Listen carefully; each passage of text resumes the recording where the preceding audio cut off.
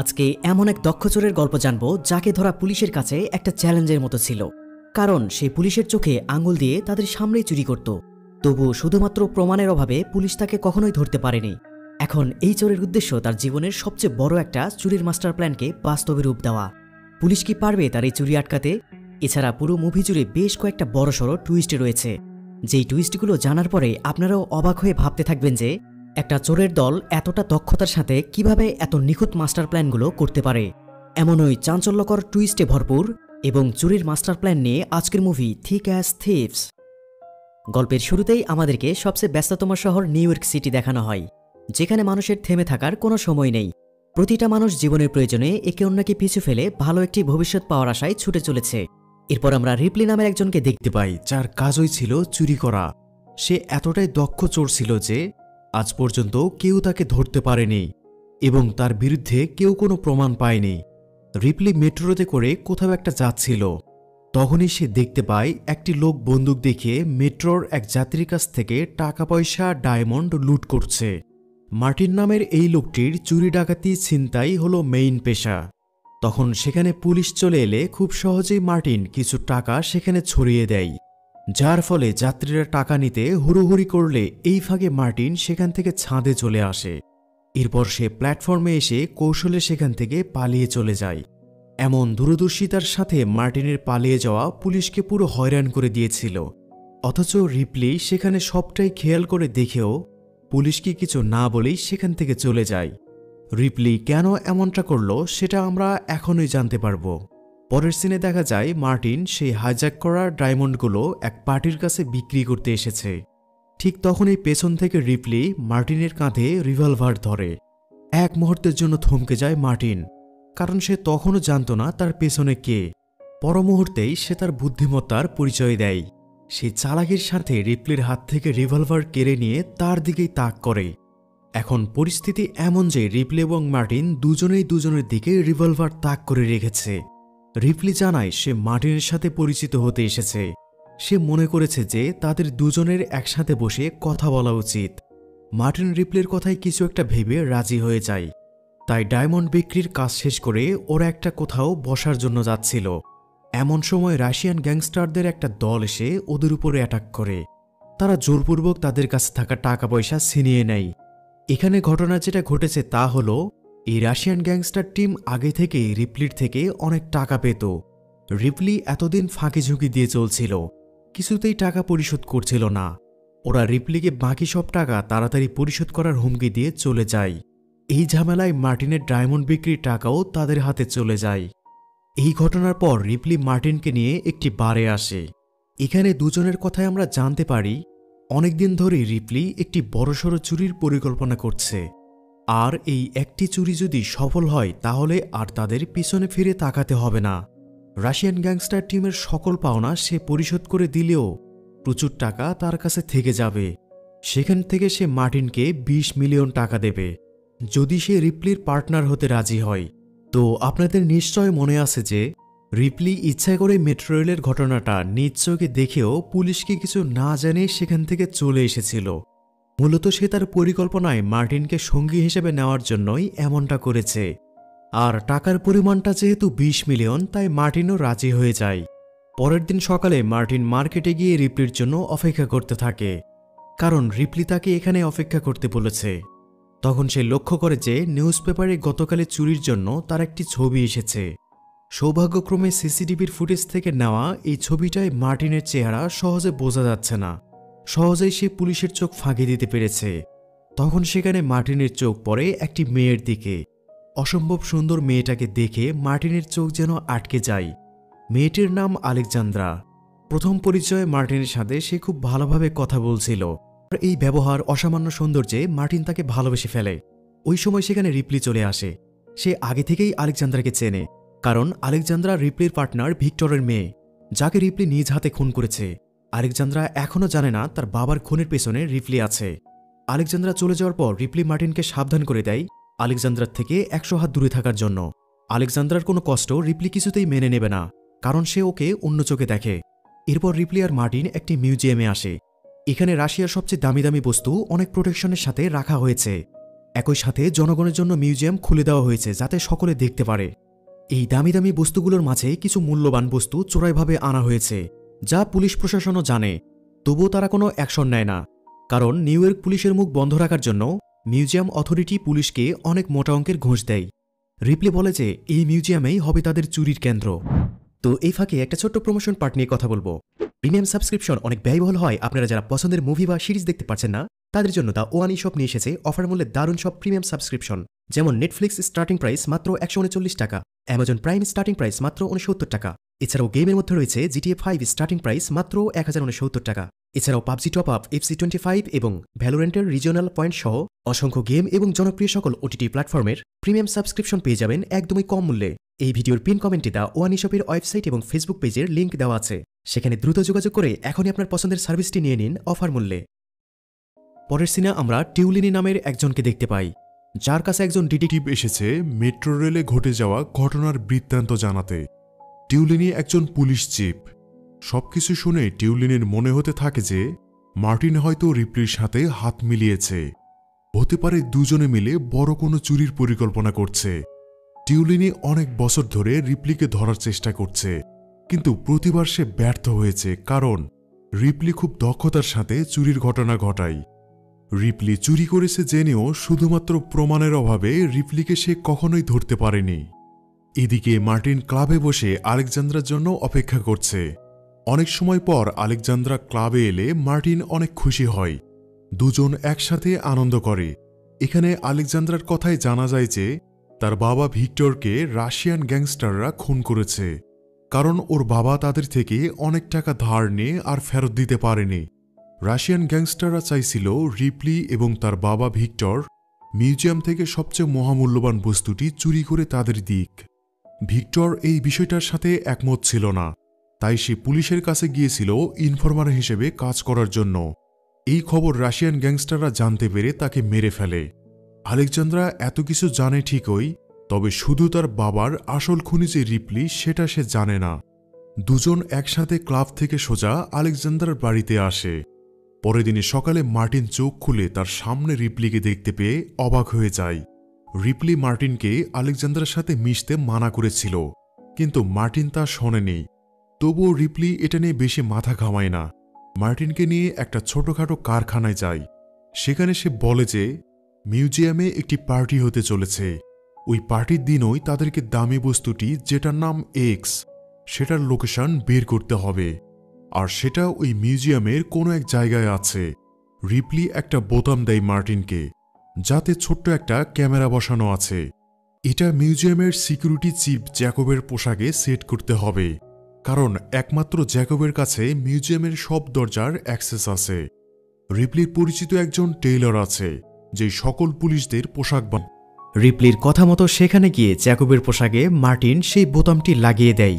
সন্ধ্যায় পার্টি শুরু হলে মার্টিন আর রিপ্লি পুলিশের পোশাক পরে পার্টিতে এন্ট্রি করে, কিন্তু দুর্ভাগ্যবশত তারা পুলিশ চিফ লিউটিনির সামনে পড়ে যায়। যেহেতু লিউটিনি খুব ভালো করে রিপ্লি আর মার্টিনকে চেনে, তাই সহজেই বুঝতে পারে যে এরা দুজন কোনো কাণ্ড ঘটানোর জন্যই এখানে এসেছে। ফলে বাধ্য হয়ে রিপ্লি আর মার্টিন সরে পড়ে। তবে মার্টিন যেই ক্যামেরা জ্যাকবের পোশাকে লাগিয়েছিল সেটা রিপ্লি আগেই নিজের ফোনে কানেক্ট করে রেখেছিল।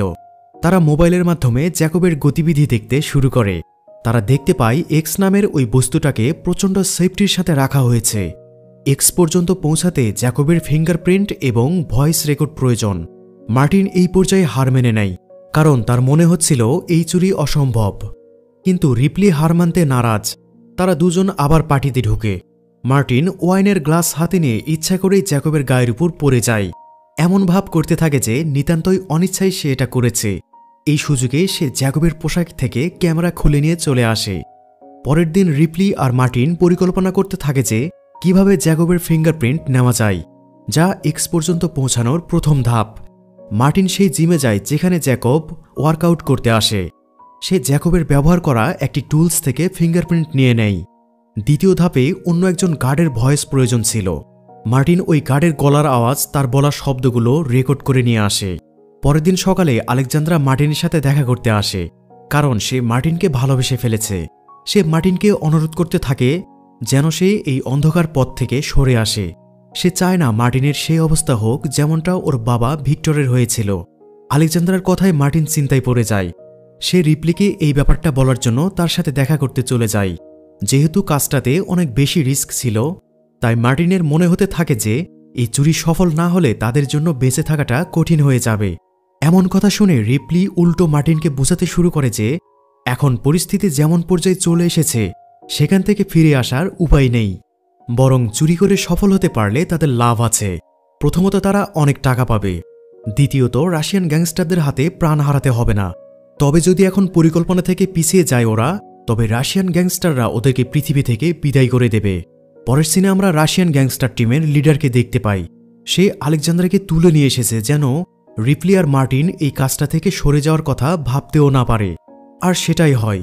আলেকজান্দ্রাকে এদের কাছে কিডন্যাপ দেখে মার্টিন তৎক্ষণাৎ গ্যাংস্টার লিডারকে কথা দেয় যে সে এক্স নামের ওই দামি বস্তু চুরি করে আনবে। এখানে আরও জানা যায় যে সেই এক্স বংশীয়ভাবে এই গ্যাংস্টার লিডারের দাদার ছিল, কিন্তু নিউ ইয়র্কের কেউ একজন ওই এক্সের বক্সটি চুরি করে এখানে নিয়ে এসেছে, যা এখন সে ফেরত নিতে চায়। যেহেতু সোজা রাস্তায় এক্সের বক্সটি হাসিল করা সম্ভব নয়, তাই রিপ্লি আর মার্টিনকেই সেটা চুরি করে আনতে হবে। পরের সিনে আমরা রিপ্লি আর মার্টিনকে মিউজিয়ামের পাশের একটি বিল্ডিংয়ে গিয়ে দেয়াল ভাঙতে দেখতে পাই। এই দেয়ালটি মিউজিয়ামের দেয়ালের সাথে লাগানো, তাই এটি ভাঙলেই মিউজিয়ামে ঢোকার রাস্তা পাওয়া যাবে। দেয়াল ভাঙা শেষ হলে ওরা ড্রিল মেশিন ব্যবহার করে গর্ত করতে শুরু করে। এই শব্দ মিউজিয়ামের ভেতর থেকে একজন সিকিউরিটি গার্ড শুনতে পেয়ে মেইনটেনেন্স ডিপার্টমেন্টে যোগাযোগ করলে সে জানতে পারে যে মিউজিয়ামের বেসমেন্টে মেইনটেনেন্সের কাজ চলছে, সেখান থেকে শব্দ আসছে। সিকিউরিটি গার্ড বিষয়টাকে আর তেমন গুরুত্ব না দিয়ে নিজের কাজ করতে থাকে। অপরদিকে রিপ্লি আর মার্টিন দেয়াল ভেদ করে মিউজিয়ামে ঢোকার সাথে সাথে সিকিউরিটি অ্যালার্ম বাজতে শুরু করে। একজন সিকিউরিটি গার্ড রিভলভার হাতে চেক করতে এলে কিছুই দেখতে পায় না, তাই সে অ্যালার্ম বন্ধ করে দেয়। অ্যালার্ম বন্ধ হওয়ার সাথে সাথেই মার্টিন ও রিপ্লি রিভলভার হাতে নিয়ে সিকিউরিটি গার্ডের সামনে এসে উপস্থিত হয়। সিকিউরিটি গার্ডের থেকে তার আইডি কার্ড ছিনিয়ে নেয়। তারপর সকল সিসি ক্যামেরায় একটি রেকর্ডেড ভিডিও চালিয়ে দেয়, যেন মেইনটেনেন্স রুমে থাকা অন্য গার্ডেরা কোনো কিছু সন্দেহ করতে না পারে। আর সিকিউরিটি গার্ডকে শক্ত করে বেঁধে ইলেকট্রিক রুমে আটকে দিয়ে তারা সেখান থেকে চলে যায়। এবার ওদেরকে ফিঙ্গারপ্রিন্ট আর ভয়েস দিয়ে প্রথমে দরজাটির লক খুলতে হবে। যেহেতু ওদের কাছে আগে থেকে ফিঙ্গারপ্রিন্ট আর ভয়েস রেকর্ড ছিল, তাই সহজেই তারা লকটি খুলে ফেলে। তবে বিজয়ের সীমানা এখনও অনেকটা দূরে, কারণ মেইন ভল্টের কাছে পৌঁছাতে হলে তাদেরকে একটা লেজার সিকিউরিটি সিস্টেম পার করতে হবে। মার্টিনের কাছে অদ্ভুত এক ধরনের ডিভাইস আছে, যার সাহায্যে অদৃশ্য হয়ে থাকা লেজার লাইটগুলোকে মোবাইলের ক্যামেরায় দেখা যায়। একই সাথে এই ডিভাইস লেজার লাইটের ডিভাইসটি স্পর্শ করার সাথে সাথে লাইটগুলো অটোমেটিক বন্ধ হয়ে যায়। এরপর তারা ডিভাইসটি দক্ষতার সাথে কন্ট্রোল করে লেজার লাইটগুলো অফ করে মেইন ভল্টের কাছে পৌঁছে যায়। ভল্টের লকগুলো শক্তপোক্ত হওয়ায় সেটি খুলতে মার্টিন আর রিপ্লির বেশ বেগ পেতে হচ্ছিল। এটি খোলা অনেকটা সময় সাপেক্ষ ব্যাপার ছিল। অপরদিকে দেখা যায় লিউটিনি খবর পায় যে মিউজিয়ামের অ্যালার্ম একা একাই বেজে উঠেছিল। এতে তার মনে সন্দেহ হতে শুরু করে যে হয়তো আজকের দিনটায় রিপ্লি তার চুরির জন্য ব্যবহার করছে। লিউটিনি তৎক্ষণাৎ সাথে একজন পুলিশ নিয়ে বেরিয়ে পড়ে মিউজিয়ামের উদ্দেশ্যে।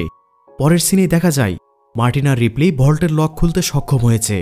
তারা ভল্টের বিশাল দরজা খুলে অবাক হয়ে যায়, কারণ ভল্টের ভেতরে অনেক দামি দামি জিনিসপত্রে ভরপুর ছিল। এত দামি জিনিসপত্রের মাঝে রিপ্লি সেই কাঙ্ক্ষিত এক্স রাখা বক্সটিও খুঁজে পায়। বক্সটি হাতে নিয়ে সে পিছু ফিরতেই দেখতে পায় মার্টিন তার দিকে রিভলভার তাক করে দাঁড়িয়ে আছে। এই পর্যায়ে সিনেমার বিশাল এক রহস্য আমাদের সামনে উন্মোচন হয়। এবার আমরা জানতে পারি যে মার্টিন আসলে কোনো চোর নয়, সে একজন আন্ডারকভার পুলিশ অফিসার, এবং এতদিন ধরে সে লিউটিনির কথায় রিপ্লিকে হাতে নাতে ধরার গোপন মিশনের দায়িত্বে ছিল। রিপ্লি তখন নিজে থেকেই মার্টিনের কাছে আত্মসমর্পণ করে বলে যে পুলিশের কাছে ধরা দিতে তার কোনো সমস্যা নেই, কিন্তু মার্টিন যেন এই এক্সের বক্স নিয়ে খুব দ্রুত রাশিয়ান গ্যাংস্টার লিডারের কাছে যায়। এছাড়া তারা আলেকজান্দ্রাকে মেরে ফেলবে। মার্টিনও তাই করে। সে রিপ্লিকে এখানে রেখেই প্রথম দরজাটি লক হওয়ার আগেই এক্সের বক্স নিয়ে ছুটে বের হয়ে যায়, কারণ ওই দরজাটা একটা নির্দিষ্ট সময় পর্যন্ত খোলা থাকার পর অটোমেটিক বন্ধ হয়ে যায়। মার্টিন বের হয়ে যাওয়ার পর ভল্টের ভেতরে রিপ্লি একা রয়ে যায়। রিপ্লিকে পুলিশ এসে ধরার আগেই সেখানে জ্যাকব তার সঙ্গীকে নিয়ে হাজির হয়। তারা পরিস্থিতি পর্যবেক্ষণ করতে সোজা ভল্টের কাছে চলে আসে। তারা ভল্টের ভেতরে রিপ্লিকে দেখে অবাক হয়ে যায়, কিন্তু রিপ্লি বিন্দুমাত্র ভীত না হয়ে ওদেরকে একটা অফার দেয়। রিপ্লি কি অফার দেয় সেটা আমরা একটু পরে জানতে পারবো। এদিকে মার্টিন সিকিউরিটি গার্ডদের ধোঁকা দিয়ে মিউজিয়াম থেকে বেরিয়ে সোজা রাশিয়ান গ্যাং লিডারের কাছে চলে আসে। সেই এক্সের বক্স তাদের হাতে তুলে দেয়। রাশিয়ান গ্যাং লিডার তার সামনে বক্সটি খুললে দেখা যায় সেখানের এক্সগুলো কাঠের তৈরি। এটা দেখে মার্টিন অবাক হয়ে ভাবতে থাকে যে কাঠের তৈরি এই বস্তু এত দামি হয় কিভাবে। পরের দিন সকালে মার্টিন লিউটিনের সাথে দেখা করতে গেলে জানতে পারে যে পুলিশ রাশিয়ান গ্যাং লিডারকে গ্রেপ্তার করেছে। লিউটিনি তাকে রাশিয়ান গ্যাং লিডারকে দেখালে মার্টিন বলতে থাকে যে জেলের ওই ব্যক্তি লিডার নয়। এরপর লিউটিনি রাশিয়ান গ্যাং লিডারকে আইডেন্টিফাই করার জন্য মার্টিনকে একের পর এক ছবি দেখাতে থাকে। মার্টিন তার দেখা সেই লিডারের ছবি আইডেন্টিফাই করলে জানা যায় যে এতদিন ধরে মার্টিন যাকে লিডার ভাবছিল সে আসলে ভিক্টর, যে ছিল রিপ্লির বন্ধু এবং পার্টনার। এই বিষয়টা জানার পর মার্টিনের কাছে সকল ঘটনার জট খুলতে শুরু করে। সে এবার বুঝতে পারে যে কিভাবে রিপ্লি তাকে বোকা বানিয়েছে। আসলে রিপ্লি কখনোই ভিক্টরকে খুন করেনি, বরং তারা অনেক আগে থেকে জানত যে আন্ডারকভার এজেন্ট মার্টিনকে তাদের পেছনে স্পাই হিসেবে লাগানো হয়েছে তাদেরকে ধরার জন্য। তারা শুধু ভিক্টরকে মারার একটা নাটক সাজিয়েছিল। আর মার্টিন একজন পুলিশ এটা রিপ্লি আগে থেকে জানার পরও ইচ্ছা করেই সে মার্টিনকে নিজেদের পরিকল্পনায় যুক্ত করেছে। এখানে আরও জানা যায় যে পুলিশ রিপ্লিকে গ্রেপ্তার করতে পারেনি, কারণ মিউজিয়ামের সিকিউরিটি চিফ জ্যাকব জানিয়েছে মিউজিয়াম থেকে কিছুই চুরি হয়নি। এই পর্যায়ে আমরা জানতে পারি যে রিপ্লি মিউজিয়ামের ভেতরে আটকা পড়া অবস্থায় সে জ্যাকবকে কি অফার দিয়েছিল। সেই চুরির রাতে জ্যাকব যখন তার সঙ্গীসহ ভল্টে এসে রিপ্লিকে দেখতে পায়, তখন রিপ্লি তাদের বলে যে এই ভল্টে যেই অবৈধ দামি জিনিসপত্র আছে তা পুলিশের হাতে পড়লে মিউজিয়াম অথরিটি বিপদে পড়বে। যদি পুলিশের হাত থেকে তারা বাঁচতে চায় তাহলে রিপ্লির শর্ত তাদের মানতে হবে। রিপ্লি মিউজিয়ামের সব অবৈধ জিনিসপত্র সরিয়ে দিয়ে তাদের সাহায্য করবে, বিনিময়ে পুলিশের হাত থেকে রিপ্লিকে বাঁচাতে হবে। জ্যাকব আর তার সঙ্গী এই অফারে রাজি হয়ে পুলিশের সামনে বলে যে সেখানে কিছুই চুরি হয়নি এবং পরবর্তীতে তারা কোনো এই চুরির ব্যাপারে রিপোর্টও লেখায় না। এতে পুলিশ রিপ্লিকে ধরলেও পরবর্তীতে ছেড়ে দেয়। লিউটিনে মার্টিনকে আরও অবাক করা তথ্য দেয়। আসলে যেই উকিল রিপ্লিকে জেল থেকে জামিন করিয়েছে সে আর কেউ নয়, সে হলো আলেকজান্দ্রা। মার্টিন এমনভাবে ঠকে যাবে এটা সে কখনো ভাবতে পারেনি, আর সে বুঝতেও পারেনি যে রিপ্লির এই পরিকল্পনায় আলেকজান্দ্রাও জড়িত ছিল। কিন্তু সে সত্যিকার অর্থেই আলেকজান্দ্রাকে ভালোবেসেছিল।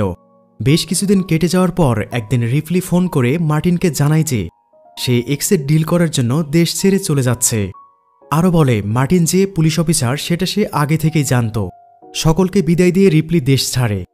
এদিকে ব্যর্থতার গ্লানি নিয়ে মার্টিনও নিউ ইয়র্ক ছেড়ে ফিরে যায় তার নিজের শহরে।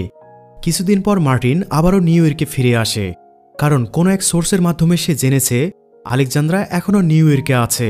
মার্টিন একটি ক্লাবে আলেকজান্দ্রার সাথে দেখা করলে দুজনের মাঝে অনেক কথা হয়। মার্টিন এখনও আগের মতোই আলেকজান্দ্রাকে ভালোবাসে। সে চাইছিল দুজনের মাঝের যে দূরত্বটা সেটা মিটে যাক। তারা ক্লাব থেকে একসাথে বের হয়। দুজনের জমে থাকা কথাগুলো যেন শেষ হচ্ছে না। আলেকজান্দ্রা বুঝতে পারে যে এখনও কোথাও না কোথাও তার মাঝে মার্টিনের জন্য ভালোবাসা রয়ে গেছে, যার কারণে তারা দুজন বাকিটা জীবন একসাথে হাসিখুশিভাবে কাটিয়ে দেওয়ার সিদ্ধান্ত নেয়। আর এখানেই মুভিটি শেষ হয়। তো ভিডিওটি কেমন লাগলো তা অবশ্যই কমেন্ট করে জানিয়ে দিবেন। সেই সাথে যারা আমার চ্যানেলে আজ প্রথম কোনো ভিডিও দেখছেন অথবা যারা নিয়মিত ভিডিও দেখছেন কিন্তু সাবস্ক্রাইব করেননি, তাদেরকে সাবস্ক্রাইব করে আমার পাশে থাকার অনুরোধ রইল। সবাই ভালো থাকুন, সুস্থ থাকুন, কথা হবে পরবর্তী ভিডিওতে।